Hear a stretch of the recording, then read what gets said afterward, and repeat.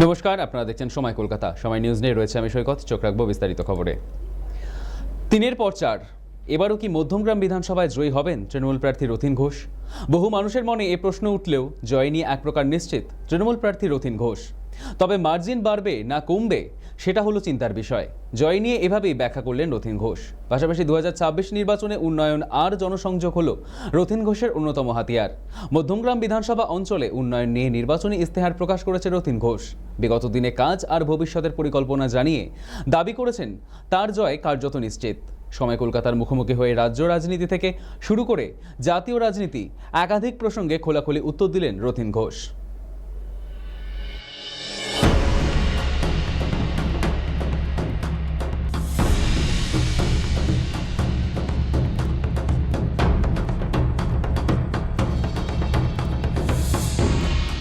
স্বাধীনতার আগে একদা এই অঞ্চল ছিল প্রতাপাদিত্য রায়ের জমিদারির একটা অংশ।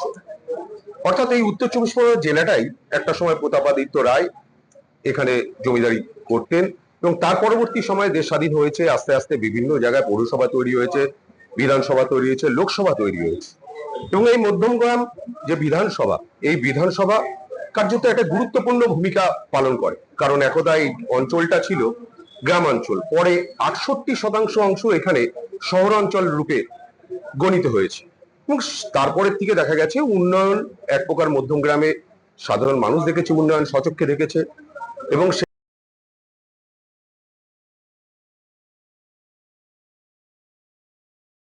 রথীন ঘোষ এখানকার প্রার্থী তৃণমূল কংগ্রেসের এবং তিনি একাধিকবার জয়ী হয়েছেন এবং এবারও তিনি প্রার্থী এবং তার সঙ্গে আমরা সরাসরি কথা বলে নেব। কথা বলার তার কাছ থেকে বিভিন্ন, শুধুমাত্র যে রাজ্যের আঙ্গিকে নয়, সেই সঙ্গে দেশের আঙ্গিকে, জাতীয় রাজনীতি এবং বিভিন্ন বিষয় নিয়ে আলোচনা করবো এবং তার পর্যবেক্ষণ, তার অবজারভেশন এবং সেই সঙ্গে তার সাধারণ মানুষের কাছে তার কি কমিটমেন্ট আছে, সেই সমস্ত বিষয়টা নিয়ে আমরা আলোচনা করবো আমাদের অনুষ্ঠানে। আপনাকে স্বাগত। আমি প্রথমেই যে বিষয়টা যাব, যে এসআইআর এ এবার বহু মানুষ বাদ গেছে এবং এসআইআর এর নাম বাদ গেছে এবং তার একটা প্রভাব বিভিন্ন অঞ্চলে পড়বে। সেক্ষেত্রে আপনার এখানে কতটা তার প্রভাব পড়তে পারে? এবং এসআইআর আমাদের এখানে তো প্রায় প্রথমে এএসডিডি অ্যাবসেন্ট, শিফটিং, ডেড এই বলে 22,000 নাম বাদ গেছে। তারপরে প্রায় 23,300 নাম লজিক্যাল ডিসক্রিপেন্সিতে আটকেছে। আমি দেখলাম তার মধ্যে 8-9 হাজার নাম উঠেছে, বাকি নাম উঠে কি কারণের জন্য উঠলো না সেটা আমরা বুঝতে পারলাম। কারণ ধরুন বাবার নাম আছে, ছেলের নাম নেই। 2000-এর প্রয়োজনী ম্যাপিং এ 2000 ভোটার লিস্টে নাম আছে, তা সত্ত্বেও অনেকের নাম বাদ দেওয়া হবে। এটা আমার যেটা মনে হয়েছে, যে এটা আমার নিজস্ব অনুভব, যে এবারের নির্বাচনে আমাদের সাথে গত বিধানসভা নির্বাচনে বিজেপির ডিফারেন্স ছিল 60 লক্ষ ভোটে। এবারেও যে লজিক্যাল ডিসক্রিপেন্সি হয়েছিল সেটা 60 লক্ষ। লাস্ট ইলেকশনে 32 লক্ষ, পার্লামেন্ট ইলেকশনে 42 লক্ষ ডিফারেন্স। এবারে দেখুন যে নাম বাদ গেল সেই নামটা কিন্তু সমগোত্রীয়, প্রায় 91 লক্ষ লোকের নাম বাদ গেছে। তার মানেটাই, অর্থাৎ নির্বাচন যুদ্ধে যেন তেন প্রকারণে জেতবার জন্য ইলেকশন কমিশনকে ব্যবহার করে এই ব্যবস্থাটা তৈরি করে যে প্রথমে নির্বাচন যুদ্ধে এটা হোক, নির্বাচন তালিকা দিয়ে শুরু হয়েছে। তারপরে প্রশাসন স্তরে সমস্ত আধিকারিক, থানার ওসি থেকে শুরু করে BDO, CA, chief secretary, home secretary সব বদলি হয়ে গেল। যারা যে নতুন নতুন গেছে তারা হাতামাতা খুঁজে পাচ্ছেন না। কারণ একটা হঠাৎ করে কোনো একটা জায়গায় পাঠিয়ে দিলে সে তো সবকিছু খুঁজে পাবে। অর্থাৎ একদিকে প্রশাসনিক স্তরে এই রদবদল, আর একদিকে এসআইআর এর নামে ওই নির্বাচক তালিকা থেকে নাম বাদ দেয়া, আর কেন্দ্রীয় সরকারের বঞ্চনা আপনাদের আমাদের প্রতি ছিল। আমাদের বাংলার বাড়ি দেয়নি মমতা ব্যানার্জি, নিজে বাড়ি বাংলার বাড়ি বানিয়েছে। আমাদের রাস্তা দেয়নি, মমতা ব্যানার্জি পথশ্রী রাস্তাশ্রীর মধ্যে দিয়ে করেছে। আমাদের মমতা বন্দ্যোপাধ্যায় আমার পাড়া আমার সমাধানে করেছে প্রতি বুথে 10 লক্ষ টাকা। এবং এই যে লক্ষ্মীর ভান্ডার প্রায় 2,21 লক্ষ মহিলা পান, মমতা ব্যানার্জি 1000 থেকে 1500 করেছেন এবং 1500টাকে বলেছেন আমরা যদি সরকারে আসি এটা পার্মানেন্ট নেচারে হবে।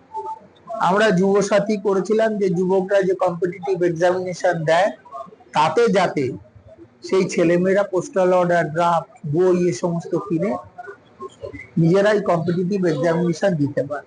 কিন্তু আলটিমেটলি আমরা দেখলাম যে আমাদের ভারতীয় জনতা পার্টি যে ইস্তাহার প্রকাশ করেছে, সেই ইস্তাহারে কি বলছে, তারাও কিন্তু বলছেন আমরা লক্ষ্মীর ভান্ডার 3000 করে দেবো, অন্নপূর্ণা ভান্ডার আমি যুবসাথী করে দেবো, সেটা আমরা 3000 টাকা করবো। অর্থাৎ এরা টুকলি করা ছাড়া কিছু পারে না, নিজেদের মাথা থেকে কিছু আসে না। আমরা বেটি পড়াও বেটি বাঁচাও দেখেছিলাম, কিছু হয়নি। এখানে মমতা ব্যানার্জি মানুষের আমাদের ছাত্রছাত্রীদের শিক্ষার অঙ্গনে রাখবার জন্য কন্যাশ্রী করেছে। এই কন্যাশ্রী করবার অর্থটা ছিল যে মেয়েরা যদি শিক্ষার অঙ্গনে থাকে, 18 বছর বয়স হলে সে তার যদি মেয়েকে বিয়ে দিতে চায়, ওখানে এটা একটা চেষ্টা করা। আপনি দেখেছেন সম্প্রতি বিহারে একটা ঘটনা ঘটেছিল, যখন ইলেকশনের আগে, নীতিশ সরকার আগে ইলেকশনের আগে অ্যাকাউন্টে 10,000 করে দেওয়া হয়েছিল। গত পরশুদিন থেকে বিভিন্ন মহিলার বাড়িতে সরকারের পক্ষ থেকে নোটিশ আসছে যে 10,000 টাকা আবার ব্যাক করে দেওয়া। আমি টিভিতে দেখছি, এখন এটা তো কোনো সরাসরি আমাদের কাছে কোনো প্রমাণ নেই, কিন্তু নির্বাচনের আগে 10,000 দেওয়া হয়েছিল, এটা ঠিক। এবং ওখানে যেভাবে দেয়া হয়েছে, দিল্লিতেও আমাদের ভারতবর্ষের প্রধানমন্ত্রী ঘোষণা করেছিলেন যে আমরা সরকারে আসা মাত্র সেখানে 3000 টাকা করে দেব। সেটাও রেখা গুপ্ত এখানে এসে প্রচার করছে যে বাংলার এই সরকারকে বিদায়, কারোর অ্যাকাউন্টে, কিন্তু তার নিজের জায়গায় কিন্তু তিনি সেটা ইমপ্লিমেন্ট করতে পারেন। বিজেপি সবসময় ডবল ইঞ্জিন সরকারের কথা বলছে, এখানে এ রাজ্যে এসে ডবল ইঞ্জিন সরকারের কথা বলছে। ডবল ইঞ্জিন সরকারে যদি হয়, সেখানে অরুণাচল প্রদেশে পেমা খেন্ডু তার পরিবারের বিরুদ্ধে 1,500 কোটি টাকা স্বজন পোষণের একটা অভিযোগ। তা ডবল ইঞ্জিন সরকার যদি এখানে হয়, এখানকার মানুষকে কোনো রকমের উপকৃত হওয়ার সম্ভাবনা থাকছে? যুক্তরাষ্ট্রীয় কাঠামো এইসব কথা বলা ঠিক না। ডবল ইঞ্জিন সরকার, ওরা বলতে চাইছে যে আমরা কেন্দ্রের সরকারই আছি, রাজ্যের সরকারটা যদি হয় বেশি প্রভূত উন্নতি হবে। তো অতীত আপনারা বিহারে দেখছেন, মহারাষ্ট্রে দেখছেন, কি আলাদা ডেভেলপমেন্ট হচ্ছে। মমতা ব্যানার্জি এখানে কোন কাজে খামতি রেখে? কৃষক বন্ধুদের 10,000 টাকা ইয়ারলি, ক্ষেত মজুরদের 4,000 টাকা, একদম যাদের জমি নেই ভাগ চাষি তাদের জন্য এমন কোন স্বাস্থ্যসাথী কার্ডের মধ্যে দিয়ে সেই ব্যবস্থা করা, কোনটা মমতা ব্যানার্জি করেন? অর্থাৎ যুক্তরাষ্ট্রীয় কাঠামো, কেরালের সরকার আলাদা, এটা তো গণতন্ত্রে হয় না। গতকাল থেকে উত্তরপ্রদেশে শ্রমিকরা বিক্ষোভ করেছে, বিভিন্ন কারখানায় ভাঙচুর হয়েছে, একাধিক গাড়ি জ্বালিয়ে দেওয়া হয়েছে ন্যূনতম মজুরি বৃদ্ধির দাবিতে। অবশেষে মাঝরাত্রে বেলায় মজুরি বৃদ্ধি করা হয়েছে, যাদের ছিল 10,000 টাকা সেটা 13,000 হয়েছে। তো পশ্চিমবঙ্গের সঙ্গে যে কর্মসংস্কৃতির যে কথা বলা হয়, পশ্চিমবঙ্গের সঙ্গে যে ডবল ইঞ্জিন সরকারের যেখানে রাজ্য আছে, তার পার্থক্যটা কোথায় আপনার মনে হয়? এবং এই ব্যাপারটাতেই আমি বিশ্বাস করি না। ডবল ইঞ্জিন বলে কিছু হয় না, এটা তো ট্রেন না যে দুপাশে দুটো ইঞ্জিন দিয়ে গাড়িকে আরো গতিশীল করবে। এটা মানুষের অধিকারের প্রশ্ন, মানুষ বিচার করবে কে কি হবে না হবে। আমরা বলতে পারি যে আমাদের ওখানে সরকার আছে, এখানে সরকার করলে আরো বেশি উন্নতি হবে। আমরা যেমন বলি আমাদের সরকার এখানে আছে, পৌরসভায় আমাদের কাউন্সিলরদের জেতালে এই উন্নয়ন। এটার সাথে ডবল ইঞ্জিন ট্রিপল ইঞ্জিনের কোনো ব্যাপার নেই। আপনি যত খুশি ইঞ্জিন লাগিয়ে দিতে পারেন, সেই ইঞ্জিন লাগিয়ে এরপরে ট্রিপল ইঞ্জিন বলতে পারেন, কিন্তু যুক্তরাষ্ট্রীয় কাঠামোয় কে কখন কোথায় নির্বাচনে ক্ষমতা আসবে, নরেন্দ্র মোদী, অমিত শাহ, রাজনাথ সিং থেকে আরম্ভ করে যোগী আদিত্যনাথ যতবার এখানে যতবার সভা করছে, ততবার দুর্নীতি, ততবার নারীদের নির্যাতন নিয়ে অভিযোগ করছে। সেক্ষেত্রে উত্তরপ্রদেশ, উন্নাও, হাতরাস, মণিপুর আমরা দেখেছি, সেখানে কি হচ্ছে সেই সম্পর্কে, সেই ব্যাপারে কোনো কথা নেই। যা কথা বাংলায় এসে ডবল ইঞ্জিন বলুন, আমাদের নারী নির্যাতন থেকে শুরু করে আমাদের যে রিপোর্ট আছে, ক্রাইম ব্যুরো রিপোর্ট, তাতে কিন্তু আমরা 1 নম্বরে আছি। অর্থাৎ সেখানে এই সমস্ত কথা বলার তো কোনো মানে হয় না। বলতে হয় তাই বলতেন, কিছু তো বলতে হবে, যা আমাদের ওদের সরিয়ে আমাদের ভোট দিন, আপনাকে তো একটা বিকল্প বলতে হবে। গত ইলেকশন হয়েছিল, গতবারের যে ইলেকশন হয়েছিল যখন 21-এর ইলেকশনে, এবং সেক্ষেত্রে 8 দফায় ভোট হয়েছিল, এবার হচ্ছে 2 দফায় ভোট। 2,550 কোম্পানি ইতিমধ্যে ডিপ্লয়েড হয়ে গেছে। সেখানে 500 যে 23 জন টোটাল যে ট্রান্সফার হয়েছে, তার ভিতর 483 জন শুধু ওয়েস্ট বেঙ্গল, এটা কি মনে হয় না যে এগুলো ইন্টেনশনালি পুরো ক্ষমতা দখল করার জন্য চেষ্টা করা হচ্ছে সমস্ত দিক তো থেকে? আপনাকে আমি আগেই বললাম, যেন তেন প্রকারেণ বাংলার ক্ষমতা নিতে হবে।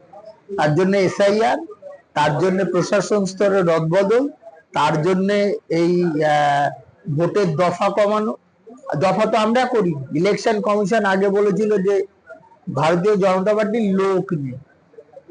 তাদের ধারণা যে আমরা এক দফা দু দফায় হলে আমাদের দলের লোকরা এনগেজ থাকবে, নিজেদের নিজেদের জায়গা অন্য জায়গায় প্রচার করবার সুযোগ পাবে। এই যে আমাদের দুজন, একজন মমতা বন্দ্যোপাধ্যায়, একজন অভিষেক বন্দ্যোপাধ্যায়, সারা দিন ধরে পরিশ্রম করছে।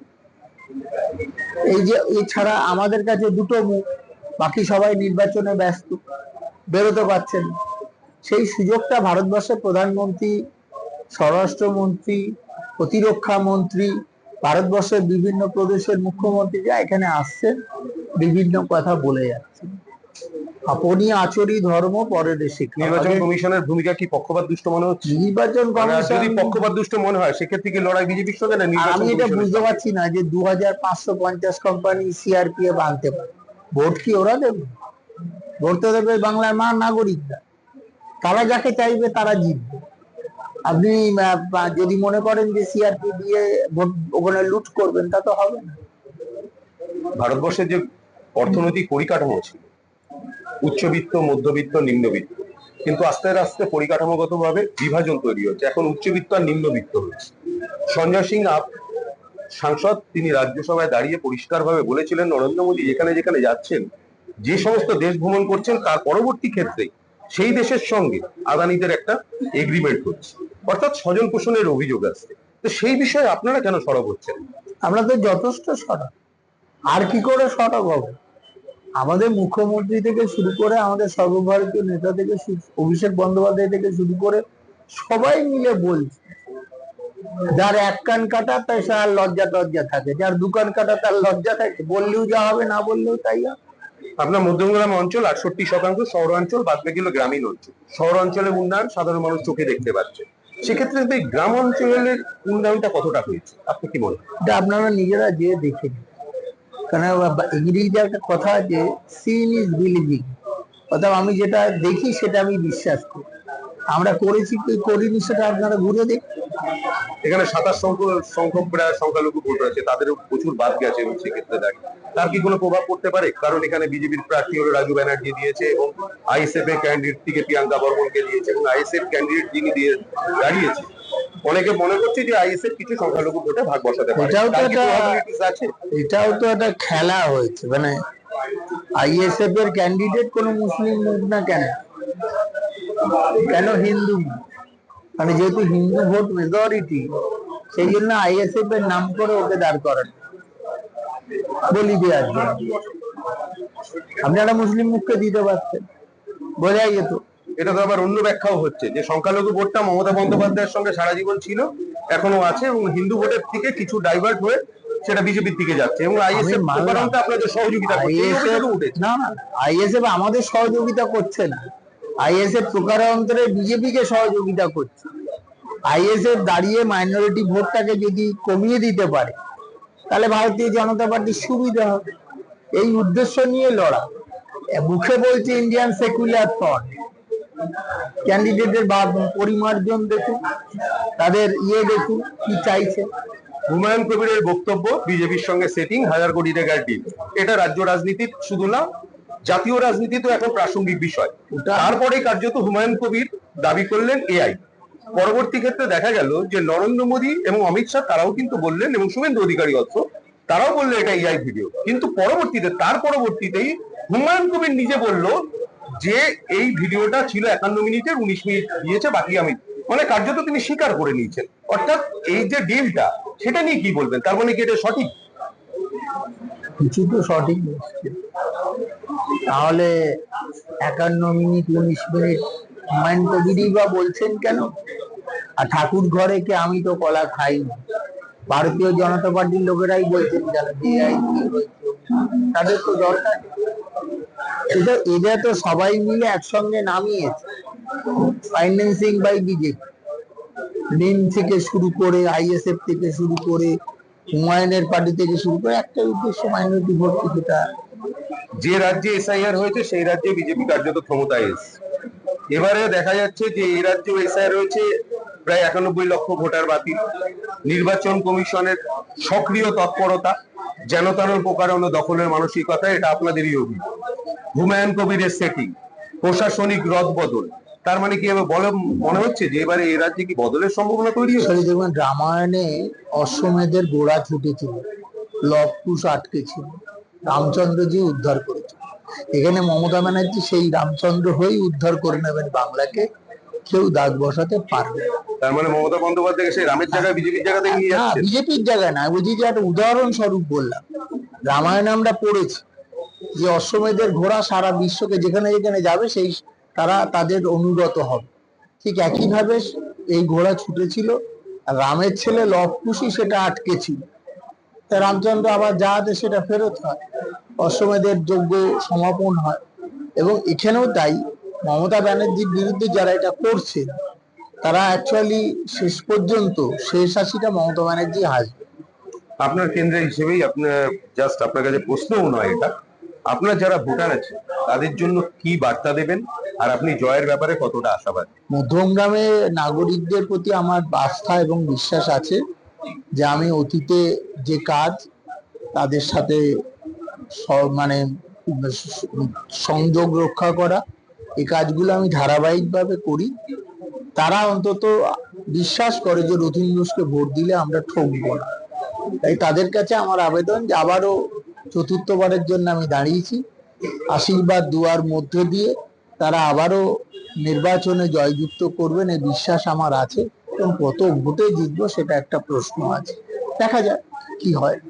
আমরা কথা বলছিলাম মাননীয় রথীন ঘোষ মহাশয়ের সঙ্গে, এবং এখন রাজ্যের আঙ্গিকে যে পরিস্থিতি এখানকার, এবং সেক্ষেত্রে দাঁড়িয়ে রথীন ঘোষ তিনি নিজে 100% আশাবাদী। কারণ যদি রাজ্যে কয়েকজন তাত্ত্বিক নেতা থেকে থাকেন এবং সেই সঙ্গে শিক্ষিত এবং রুচি সংস্কৃত এবং রুচিমনস্ক যদি কোনো মানুষ থেকে থাকে, তিনি রথীন ঘোষ, এটা সর্বজন বিদিত। এবং সেই জায়গায় দাঁড়িয়ে সারা বছর মানুষের পাশে থাকা, সেটাকেই তিনি মূলত হাতিয়ার করেছেন। উন্নয়ন সেটা তার হাতিয়ার, সাধারণ মানুষের সঙ্গে যে জনসংযোগ সেটাও হলো তার অন্যতম মূল হাতিয়ার।